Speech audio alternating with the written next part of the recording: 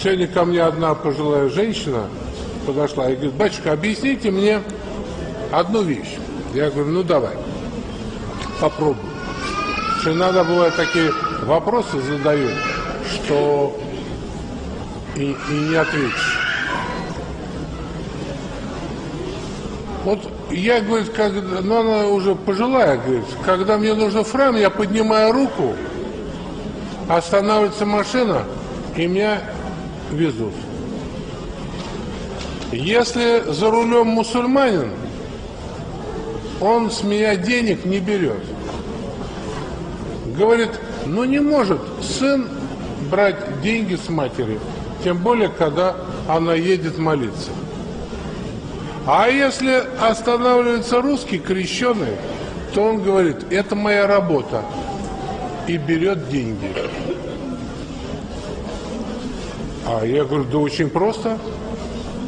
Эти мусульмане гораздо ближе ко Христу, чем те крещенные водители, которые, может быть, даже когда-то и в церковь приходят на Пасху там или еще что. Потому что в них нет ни милостыни, ни жалости, ни милосердия. Вместо того, чтобы уцепиться за бабушку и сказать, а дай я тебя еще покатаю, давай я тебя и в прачечную свожу, и за квитанцию заплачу, давай я тебя в магазин свожу, и сумки отнесу на твой этаж. А если у тебя там лифт, ну, до лифта. Потому что это есть угодно Богу. И вот так интересно. То, что угодно Богу, современный мусульманин знает.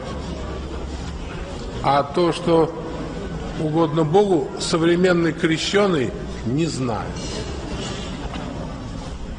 И кто же ближе к Богу? Поэтому будущее за этими мусульманами. За ними будущее. Они будут населять эту землю. Потому что современным крещеным это все не нужно. Они и горячие, они и посты соблюдают. Когда их праздник, люди боятся даже в этот квартал заходить, потому что десятки тысяч молодых мужчин стоят на коленях и молятся Богу. Где вы видели столько православных мужиков? Нигде и никогда. Только одни бабы.